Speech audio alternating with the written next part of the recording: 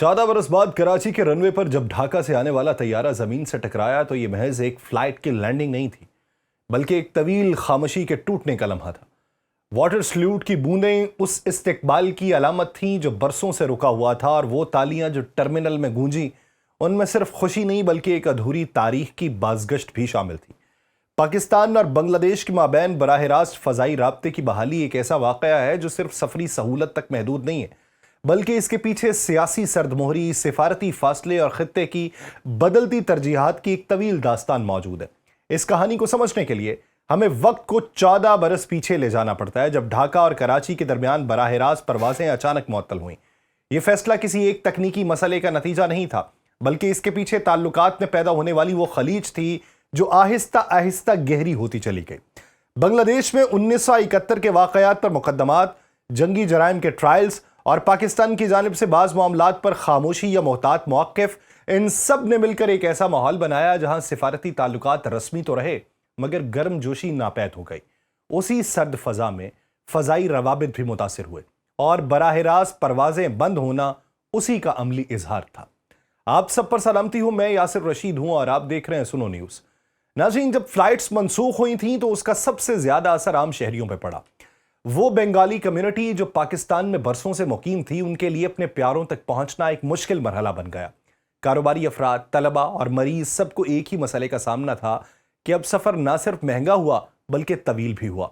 ढाका से कराची का 3 घंटे का सीधा सफ़र एक तवील और थका देने वाले रूट में तब्दील हो गया। उन बरसों में बांग्लादेश जाने के लिए मुख्तलिफ मुतबादिल रास्ते इस्तेमाल होते रहे। सबसे ज्यादा इस्तेमाल होने वाला रास्ता दुबई के जरिए था, जहां मुसाफिरों को 1 से 2 घंटे की फ्लाइट के बाद तवील ट्रांजिट का सामना करना पड़ता था।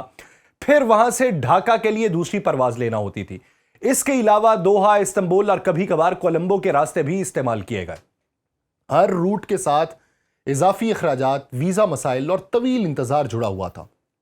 एक ऐसा सफर जो पहले आसान था, फिर वो सब्र और जेब दोनों का इम्तिहान बन गया। ये सूरत हाल सिर्फ सफरी सहूलत का मसला नहीं रही, बल्कि ये ताल्लुकात की सर्दमोहरी की अलामत भी बन गई। दोनों ममालिक के दरमियान सरकारी सतह पर राबिते महदूद रहे, आला सतह के दौरे कम हो गए और बाहमी एतमाद एक रस्मी दायरे में सिमट गया।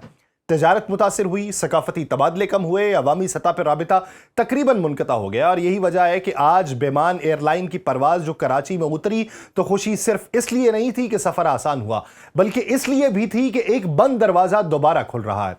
वक्त के साथ खित्ते की सियासत बदली, तरजीहात तब्दील हुई और दोनों ममालिक ने महसूस कर लिया कि माजी की तलखियों के बावजूद मुस्तकबिल के रास्ते बंद रखना किसी के मफाद में नहीं। बांग्लादेश ने अपनी मईशत को वसअत दी, इलाकाई रवाबित पर तवज्जो बढ़ाई और पाकिस्तान ने भी जनूबी एशिया में नए तवाजुन की जरूरत को महसूस किया। इन्हीं अवामिल ने आहिस्ता आहिस्ता फजा को नरम किया और बिलाखिर बराह रास्त फजाई राब्ते की बहाली मुमकिन हो सकी। कराची एयरपोर्ट पर होने वाली तकरीब उसी बदलती रवैये की झलक थी। गवर्नर सिंध वहां पर मौजूद थे, बांग्लादेशी हाई कमिश्नर ने शिरकत की। एयरपोर्ट हुकाम की तैयारियां इस बात का इशारा दे रही थीं कि ये इकदाम महज एक तजारती फैसला नहीं बल्कि एक सिफारती पैगाम भी है। बंगाली कम्युनिटी के जज्बाती मनाजिर इस पूरे अमल को इंसानी रंग दे रहे थे। उनके लिए ये फ्लाइट सिर्फ एक जहाज नहीं बल्कि बरसों की दूरी को कम करने वाला पुल थी। बराह रास्त फजाई राबिता किसी भी मुल्क के लिए महज एक सफरी सहूलत नहीं होता, ये दरअसल रियासती वकार, सिफारती एतमाद और बैनुल-अक़वामी कबूलियत की खामोश मगर ताकतवर अलामत होता है। जब किसी मुल्क के परचम बरदार तैयारे किसी दूसरे मुल्क की सरजमीन पर उतरते हैं तो ये सिर्फ जहाज की लैंडिंग नहीं कहलाते, ये इस बात का ऐलान होता है कि दोनों रियासतें एक दूसरे को इस हद तक तस्लीम करती हैं, एक दूसरे पर इस हद तक एतमाद करती हैं कि मुस्तकबिल को किसी हद तक मुश्तरक देखने पर आमादा है। पाकिस्तान और बांग्लादेश के दरमियान 14 बरस बाद बराह रास्त परवाज़ों की बहाली को अगर इसी जाविये से देखा जाए तो ये एक एविएशन की खबर नहीं बनती, ये एक सिफारती मोड़ है, एक सियासी पैगाम है और खित्ते में बदलते तवाजुन की अलामत है। किसी भी मुल्क की आलमी साख में बराह रास्त परवाजें रीढ़ की हड्डी की हैसियत रखती हैं। वो ममालिक जिनके साथ बराह रास्त फजाई राबिते ज्यादा हों, दुनिया उन्हें खुला हुआ, काबिल रसाई और मुस्तहकम समझती है। सरमायाकार, सयाह, ताजिर और हत्ता के सिफारतकार भी ऐसे ममालिक को तरजीह देते हैं जहां रसाई आसान और डायरेक्ट हो। پاکستان کے تناظر میں دیکھا جائے تو گزشتہ 2 دہائیوں میں براہ راست پروازوں کا دائرہ سکڑتا چلا گیا، جس کی بنیادی وجہ سیکیورٹی خدشات تھے، سیاسی عدم استحکام تھا، علاقائی تنازعات تھے اور عالمی بیانی میں پاکستان کی منفی تصویر رہی ہے۔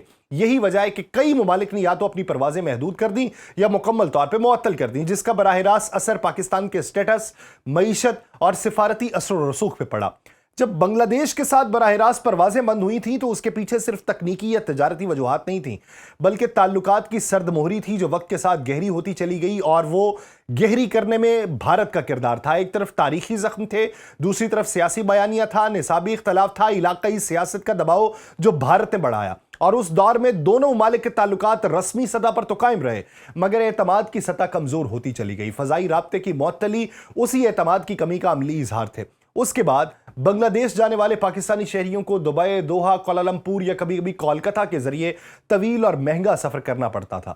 یہ صرف وقت اور پیسے کا ضیاع نہیں تھا بلکہ ایک نفسیاتی فاصلے کی علامت بھی تھی جو دونوں قوموں کے درمیان بڑھتا چلا گیا۔ پھر حکومت تبدیل ہوئی، حسینہ واجد نے جا کے بھارت کے اندر پناہ لے لی اور بھارت کے ساتھ بنگلہ دیش کے تعلقات سرد مہری کا شکار ہونے لگے، ان کے کھلاڑیوں کو بین کیا جانے لگا، پھر ICC سے وہ دربدر کر دیے گئے۔ تو یوں پاکستان کے ساتھ جو تعلقات پھر سے دوبارہ بحال ہوئے ہیں تو وہ ایک طویل سفر گزرا ہے جس میں بھارت کا سیاسی دباؤ تھا، وہ اب اپنا زام توڑ چکا ہے۔ اب جب براہ راست پروازیں بحال ہوئی ہیں تو سوال یہ ہے کہ ایسا کیا بدلا کہ 14 سالہ جمود ٹوٹا؟ اس کا جواب صرف ایویشن پالیسی میں نہیں ہے بلکہ خطے کی بدلتی سیاست میں چھپا ہے۔ بنگلہ دیش آج ایک مختلف معاشی مقام پہ ہے، اس کی برآمدات خاص طور پہ گارمنٹس انڈسٹری عالمی سطح پہ مضبوط ہو چکی ہے، اور پاکستان بھی خطے میں خود کو دوبارہ ری پوزیشن کرنے کی کوشش کر رہا ہے۔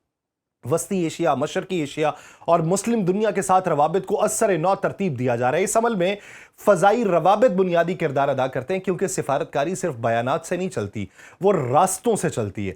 براہ راست پروازوں کا سب سے بڑا فائدہ یہ ہوتا ہے کہ عوامی سطح پہ روابط بحال ہوتے ہیں۔ بنگالی کمیونٹی کا خوشی کا اظہار دراصل اسی بات کا ثبوت ہے کہ سیاست سے ہٹ کے عام انسانوں کی زندگیوں میں اس فیصلے کی کتنی اہمیت ہے۔ خاندان قریب آتے ہیں، کاروبار آسان ہوتا ہے، تعلیمی تبادلے بڑھتے ہیں، ثقافتی فاصلے کم ہوتے ہیں۔ یہ وہ عناصر ہیں جو وقت کے ساتھ ریاستی تعلقات کو مضبوط بنیاد فراہم کرتے ہیں۔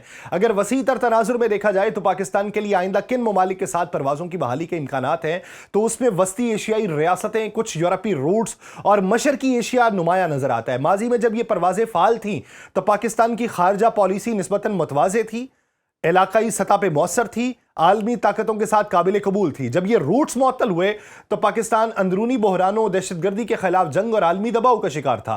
آج اگرچہ چیلنجز مکمل طور پہ ختم نہیں ہوئے مگر ریاستی سطح پر یہ شعور پیدا ہو چکا ہے کہ تنہائی کسی مسئلے کا حل نہیں اور فضائی رابطے تنہائی توڑنے کا پہلا قدم ہوتے ہیں۔ تکنیکی حوالے سے بھی براہ راست پروازیں کسی ملک کی ایویشن صلاحیت، سیکیورٹی نظام اور ریگولیٹری اعتماد کی علامت ہوتی ہیں۔ جب کوئی غیر ملکی ایئر لائن کسی ملک کے ایئرپورٹ پہ لینڈ کرتی ہے تو اس کا مطلب ہوتا ہے کہ وہ ملک کے ایویشن سسٹم کو محفوظ، قابل اعتماد اور عالمی معیار کے مطابق سمجھ رہی ہے۔ واٹر سلیوٹ، سرکاری تقریبات اور اعلیٰ سطح کی شرکت دراصل اسی اعتماد کی تشہیر ہوتی ہے۔ یہ پیغام دیا جاتا ہے کہ یہ صرف ایک پرواز نہیں بلکہ ایک نیا باب ہے۔ ماضی میں جب پاکستان اور بنگلہ دیش کے تعلقات گرم تھے تو براہ راست پروازیں معمول کا حصہ تھیں۔ لوگ جو تھے بغیر کسی ذہنی رکاوٹ کے ایک دوسرے کے ملک جاتے تھے۔ معطلی کے دور میں تعلقات رسمی، محتاط اور کسی حد تک بے روح ہو گئے۔ اب بحالی کے بعد ایک محتاط مگر مثبت تبدیلی محسوس کی جا رہی ہے۔ یہ تبدیلی ابھی نازک ہے مگر اس میں امکانات پوشیدہ ہیں۔ اگر اسے دانش مندی سے آگے بڑھایا جائے تو یہ صرف 2 ممالک کے درمیان نہیں بلکہ پورے خطے میں پاکستان کے لیے نئے دروازے کھول سکتی ہے۔ یوں کہا جا سکتا ہے کہ کراچی میں بیمان ایئر لائن کے طیارے کی لینڈنگ صرف ایک خبر نہیں، اس بات کا اعلان تھی کہ سفارتکاری کبھی مکمل طور پہ ختم نہیں ہوتی۔ راستے بند ہوں تو بھی امکانات زندہ رہتے ہیں، اور جب ریاستیں ماضی کے بوجھ سے نکل کے مستقبل کی طرف دیکھنے کا فیصلہ کر لیں تو فاصلے 3 گھنٹوں میں سمٹ جاتے ہیں ورنہ برسوں لگ جاتے ہیں۔ مجھے دیجیے اجازت، اللہ نگہبان۔